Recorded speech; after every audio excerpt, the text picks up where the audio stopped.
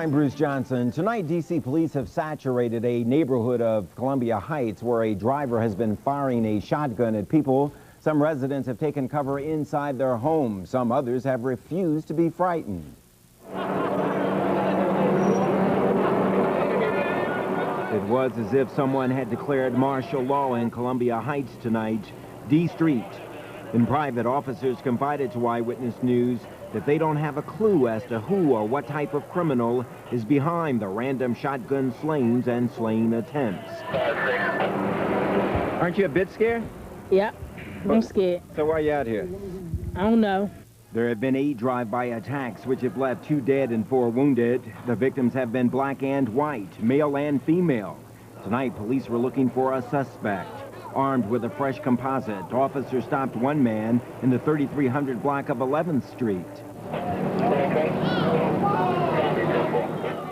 People who lived in the area produced their own composites and made their own assessments. The man was eventually taken to the mobile command center in the 1300 block of Park Road, where he was questioned further and eventually released. Now, Channel 9's Dave Satter spent this Easter Sunday on Homemeade Place, where most of the shootings occurred. He picks up the story from here.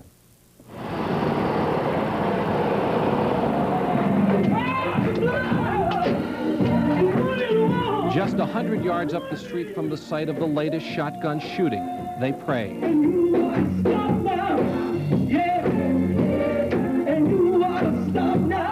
The Easter sermon at New Home Baptist Church on Homemeade Place addressed the #1 topic in this neighborhood. You wonder why there's killing going on?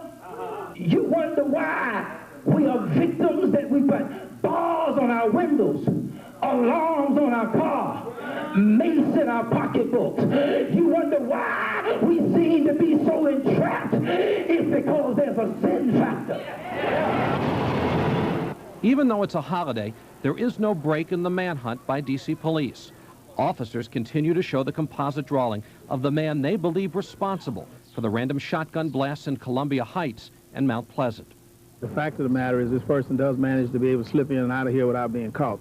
It's frightening everybody, and we won't rest until we catch him. Homicide detectives now have another composite to show. This is what they say the latest victim looked like. Killed early Saturday morning, the black male in his late 20s has yet to be identified. Homemeade Place is only 7 blocks long, but for the last 7 weeks, it has become the #1 target of the shotgun-wielding suspect. Including the fatal shooting early Saturday morning, the gunman has targeted 6 different people on 4 separate occasions along this street. Such a nice, quiet street. I don't know why. The street has been quiet ever since I've been on it. Except now. Except now. It makes sense at all to you? No. Psychopath, what he is. If we ever get in a position to catch him, we're going to catch him, I'm telling you. We're going to catch him. We're working on it too, Judge. At the time of the shooting, the suspect was driving a light blue small. That's a possibility. For 7-year-old Brandon Gignard of Homemeade Place, this day's reading lesson comes from the wanted poster describing the man terrorizing his neighborhood. Who's that a picture of? The man. A man. The man. What man? That was shooting. Why do you think he picked Homemeade Place? I don't know. I think he used to live around here. Think that's it? Yeah. The adults here are hoping this is something the children of Homemeade Place won't have to worry about much longer. Black male, late 20s. Dave Statter, Channel 9, Eyewitness News. As Dave Statter just reported, homicide detectives continue to try to identify the latest victim. Here is another look at the composite sketch released today showing the slain man. He is a black male in his late 20s. He is described as 5 feet 5 inches in height, 130, 140 pounds with a medium to dark complexion. He was wearing a red turtleneck, white denim pants, and black tennis shoes. There was a small blue stone earring in his left ear. A pair of brown frame sunglasses was also found nearby. Police say he was not carrying identification, but he had a tag from an organization called Gay Men and Lesbians Opposed to Violence. A fingerprint search in the city came up empty, but the FBI has now launched a nationwide hunt looking for a fingerprint match. Now, anyone with information is asked to call D.C. Police tonight at 202-727-4347. From eyewitness descriptions, authorities say the car used by the random shooter is a late model 90s Toyota hatchback. It is either blue or green in color. The word Tercel is on the trunk, according to police. Police say they are relying on the public's help in catching the random shooter. A $10,000 reward is being offered. Anyone with information should call DC Crime Solvers at 1-800-673-2777. Again, that number is 1-800-673-2777. Baltimore police have arrested one suspect in last night's drive-by shooting. 23-year-old Sean Brooks has been charged with 12 counts of attempted murder. A dozen people were wounded in a hail of gunfire in the northern section of the city. The shooting, which occurred just after 8 o'clock last night, has left many residents angry. This is like war. You know, war right here in the streets, in our homes, in our laps, and, you know, people's hands are tied. You know, it has to be a better way. It has to be something that can really cut to the fiber of what's happening here. This is genocide. Police say all of the victims are males between the ages of 14 and 55. Several of them are in critical condition tonight. Authorities say the incident may have resulted after an argument during a crap game. Additional police units were called in after a crowd of nearly 500 people gathered at the scene. 3 other suspects are being sought in that case. Stay with us, because still ahead on Eyewitness News, the latest on the jury deliberations in the Rodney King beating case, and we'll get details on a prison uprising in Ohio. We'll be right back.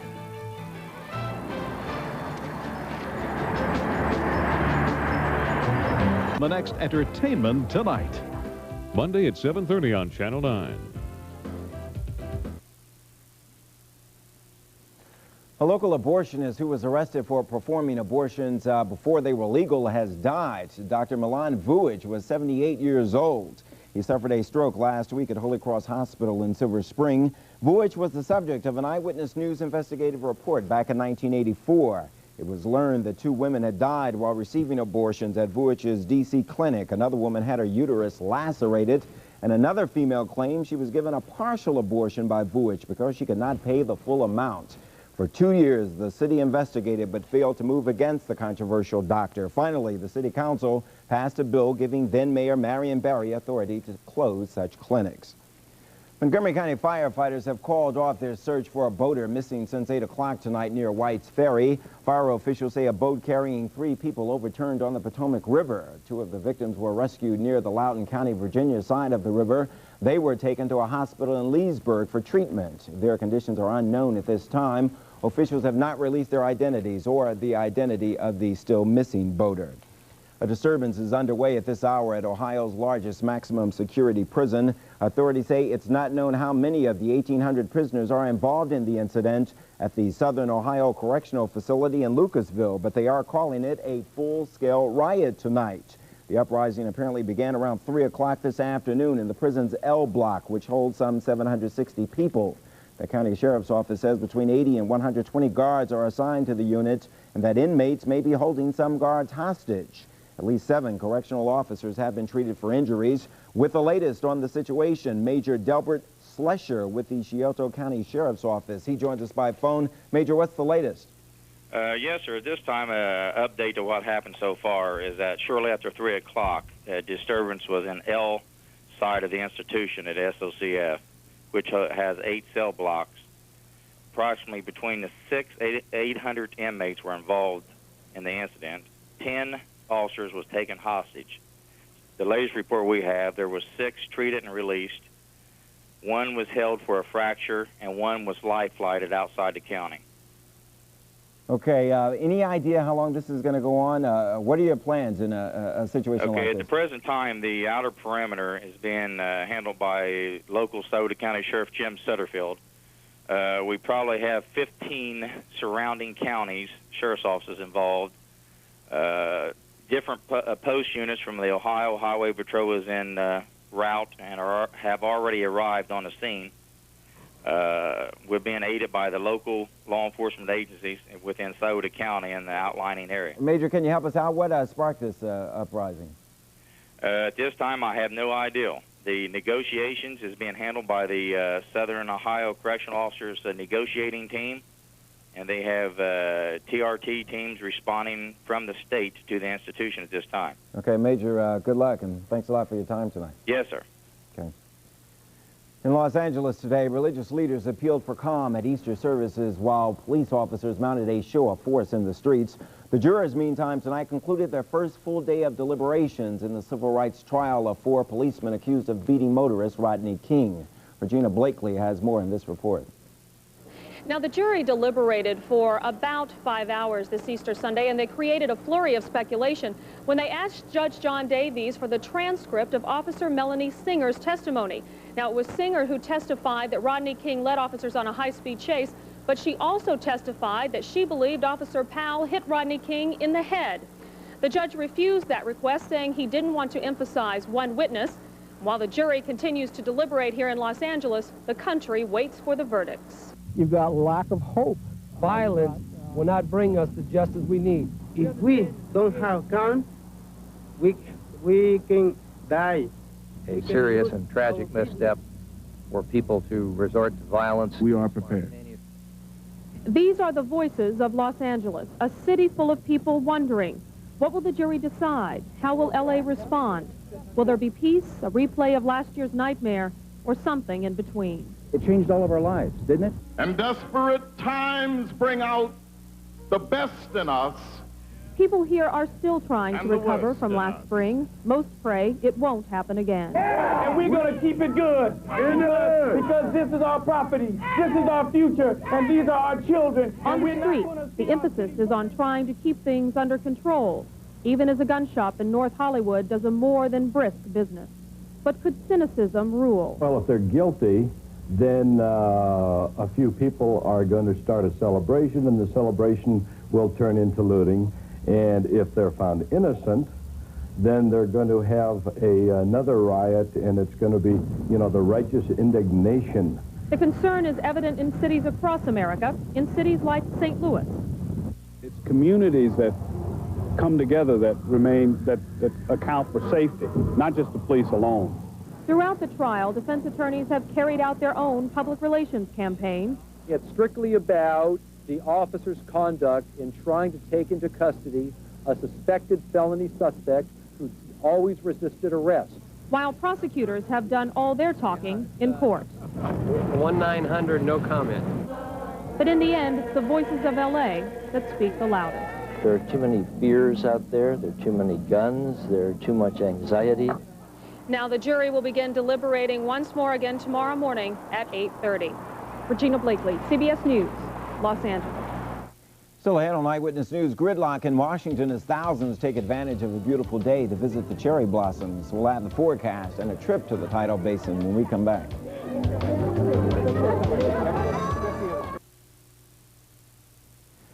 Millions of Christians around the world celebrated Easter Sunday today. Here in the Washington area, hundreds of people attended sunrise services and a pre-service concert at Arlington National Cemetery.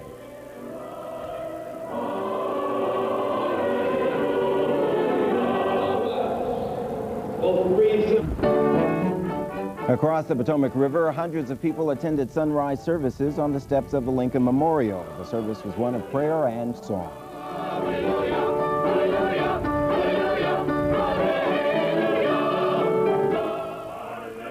In Vatican City, Pope John Paul II celebrated Easter Mass at St. Peter's Basilica before a crowd of some 50,000 people. The pontiff called for peace, and he called the situation in Bosnia, quote, an atrocious drama. The Pope said the fighting humiliates Europe and seriously compromises the future of peace. In Jerusalem, pilgrims visiting the Holy City mingled with peddlers selling trinkets. Missing from the Easter services were Christian Palestinians who were unable to attend because of a closure imposed by Israel on the West Bank and Gaza Strip. Israel says it imposed the closure nearly 2 weeks ago in an attempt to curb escalating violence. And a happy Easter to you. Thank you. Impressive jacket you got there. This is my Easter Sunday / Masters Sunday green jacket. Okay. Every time Easter Sunday and the Masters tournament come on the same day, I break this jacket out. So once a year we'll get to see that, huh? No, it doesn't even happen once a year the two get together. Anyhow, happy Easter to all of you folks. I hope you had a nice day. Back to school tomorrow for the kids, back to work for all of you folks. Let's go to the numbers outside and tell you that there is some rain beginning to fall in the area, and it is going to fall throughout these last few moments of Easter Sunday and into Easter Monday. 64 was the official high this Easter Sunday, 43 the low. Let's go to the current numbers outside. Right now we are in the 50s at 57 degrees, humidity at 46%. The wind is out of the northwest, a light wind at 3 miles an hour. All right, we open things up. I told you there was some showers throughout the area. I put them into motion, and you can see from our west we are seeing the rain begin to filter in through the D.C. area. Some of it is light rain, some of it is heavier rain. Some heavier showers moved through Fairfax County. Frederick County saw some heavier showers within the last hour. There are some pockets of powerful rain embedded in this light stuff. So be advised, tonight you may hear some rain out. Tomorrow morning you may have some slippery streets as you head into work. The cloud cover map, gorgeous day all day long. Now we start to see some clouds come into the area. It's timed out perfectly. We had a window of clear skies right for Easter Sunday. Tomorrow it looks like in the morning we may see a few clouds. We may also still have a few lingering showers, so be advised of that. But by afternoon, we'll go with partly to mostly sunny skies throughout the area. Cooler air coming in. We're supposed to be around 66 this time of year. We're going to be around 60 to 64 for the next few days, so several degrees below average. Temperatures, again, 60s, 50s just to the north, 70s just to the south.